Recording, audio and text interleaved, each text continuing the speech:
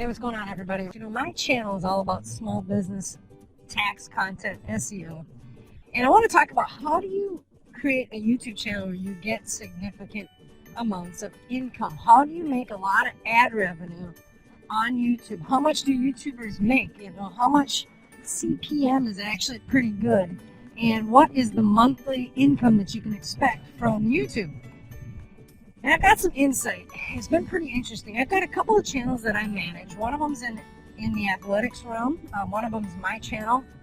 And then I've got a couple other ones that are just kind of stupid, funny humor stuff. And I have learned what it takes to actually drive some significant income to your YouTube channel and how you can earn quite a bit more than what I think your typical YouTube channel will be. In fact, I was just watching a guy named Brickman who makes a ton of 1 to 3 minute videos about Legos. He has 50,000 subscribers. I have 11,000.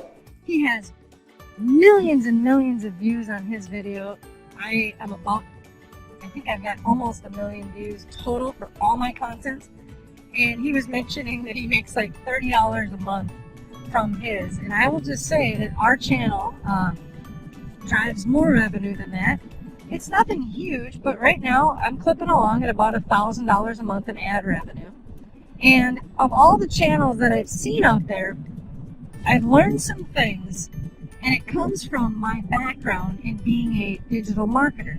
See, not only do I create content on YouTube, but I also help businesses implement digital marketing solutions. Digital marketing solutions would be Google paid search advertising. So it used to be called AdWords, right? Now it's Google Ads. So you search a keyword, we have an ad that pops up and it goes to a landing page and you convert.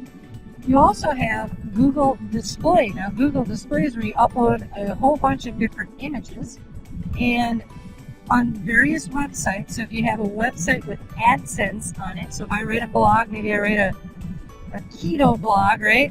And on my keto blog I put AdSense. And that means that Google will serve up my Google Display ads on that blog, and the blog would earn a little bit of money. Now, YouTube is almost identical to Google Display because what you will see is when you have a YouTube video, each view has an opportunity to have a pre-roll video in the front of it. You have the opportunity to have display ads, so those little banners that pop up. And what I'll tell you is, so this is all meant to show you how you can make more significant income on YouTube and how can you have a really high CPM. Now, I'm not the king of this. I'm not going to act like I know everything, but I have been able to identify what it is that's actually going to drive a ton more revenue, comparatively speaking, across your content. So how do you make more income? I'm telling you what, at this $1,000 a month, and I don't have any runaway videos. I don't have anything just cranking away. I think I have one video with about 400,000 views, but I have CPMs. My CPMs are $100, $50, $70 CPMs, which is I think cost per 1,000 views or something. It basically shows, is this valuable? Are advertisers trying to actually advertise on there or not? And so here's a couple pieces of advice that I've found, okay? First of all, you'll hear lots of coaching around the length of your video. I would affirm that a longer video, generally speaking 7 minutes and up, 10 minutes and up, tends to be the type of video that will trigger stronger ad revenue. It's almost like Google, and I think here's why. One, it's better content probably, but two, think about if you had one video and you wanted to churn ads.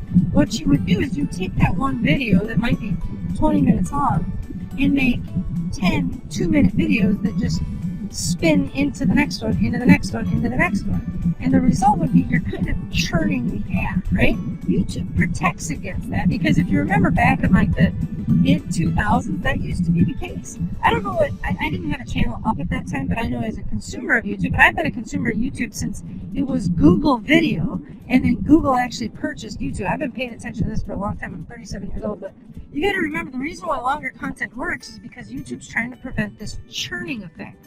You don't want, 100 different 30-second videos in order to get a 30-minute video. So the idea is they're always going to reward the longer ones, just generally speaking. That is true. I would affirm that. But most importantly, let's go to the next thing. You're going to see lots of videos talk about you got to get the hook. You have to have retention.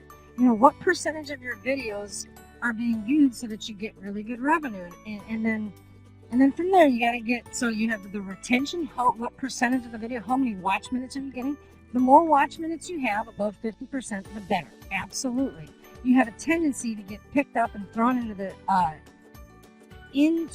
browse features much more often if you have videos that people are watching all the way through. They're liking, they're commenting, and you can just tell that if you're satisfying the query or if you're satisfying the audience, it pretty much knows, and there's no magic to that. So if you're creating great content, absolutely, you gotta have the little hooks. Some of these guys are really good at it. I'm not. This video is boring right now. This is a GoPro in my car on my way back from an appointment, okay?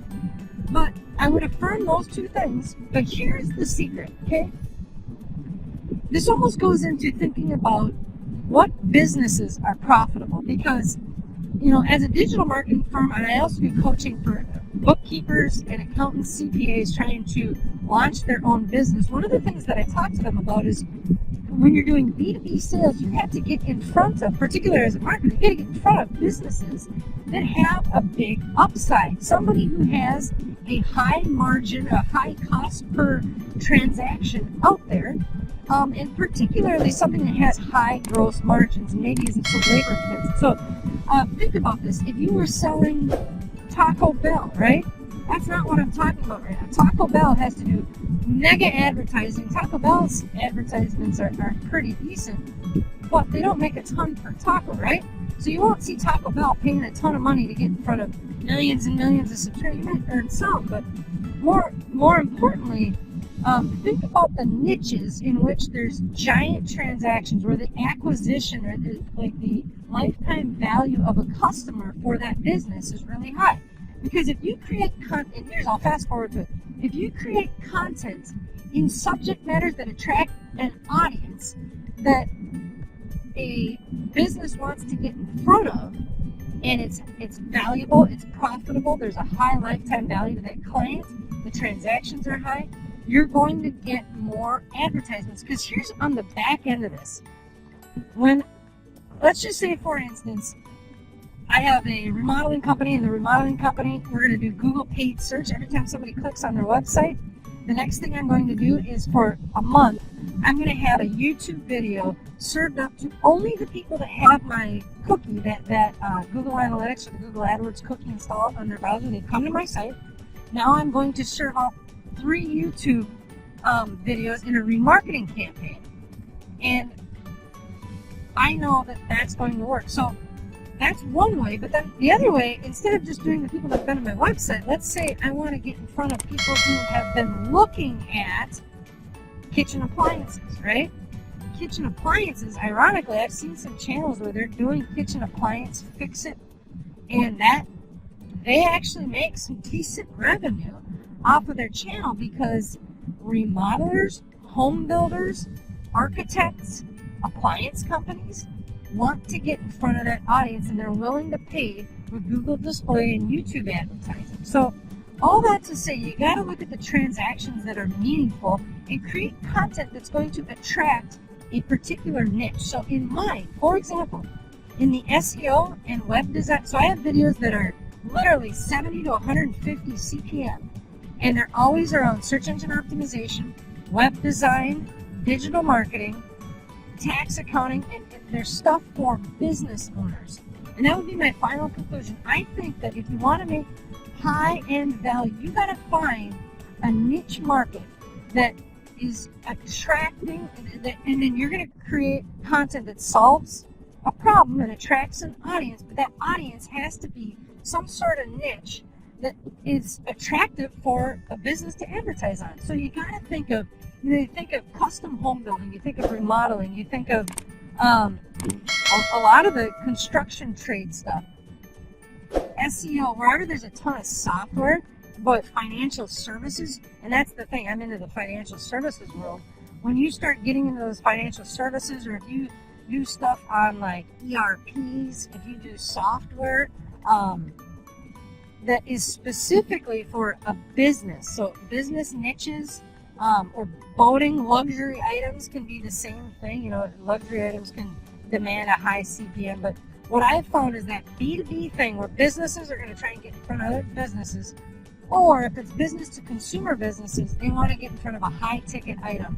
And so you just got to think about what are the high ticket items out there where people would, so if you attract an audience, it looks like someone could advertise a high ticket item for me. Because from an advertiser's perspective, I'm going to end real quick here. When I'm trying to find how do I get my videos in front of people so that this advertising works, usually we're doing remarketing. But if I'm looking for these broad audience types, you actually go into Google Ads and you go into the audiences tab, and you can pick these audiences. If you were to just open up a Google Ads account and start looking at the audiences that are there, and then imagine what kind of content, what kind of problems are they working on, and then do SEO optimized videos that are going to hit that market. So go into Google Ads, take a look at the audiences, the in-market audiences of Google Ads, and that's Google Display or Google Search, and start thinking about, where is their major money getting spent? If I was a business, if I was an SEO company, if I was a big software company, if I was a financial services company, whatever that is, and I'd love to hear your ideas. If you guys have had a ton of success having a video with a super high CPM, you got to create content that attracts that user. I think B2B is where it's at, and high ticket items. So, but Google has to identify you as content around that. So how does it denote? So all my videos, some of them have super high CPM, some of them don't. In fact, I have a video showing the DJI Ronin SC and 8 things I really didn't like about it. That's a camera gimbal, and that is a much lower CPM than I'm getting on all my business stuff. And I know the advertisement that's on my business stuff, it's some of these, entrepreneurs, but a lot of it's just core business stuff. It's software that's advertising, and it's driving a much higher CPM, which for not a ton of views, it's $1,000 a month. I make $12,000 this year. It's not super great money, but it's growing and it keeps growing. So think of it that way. Good luck with everything, guys. And this whole COPPA thing, if you create content for kids, boy, start making content for corporations, and you'll have a good time. Good luck with everything. I don't know everything. Love to hear if some of you have YouTube videos that are just dominant. Good luck.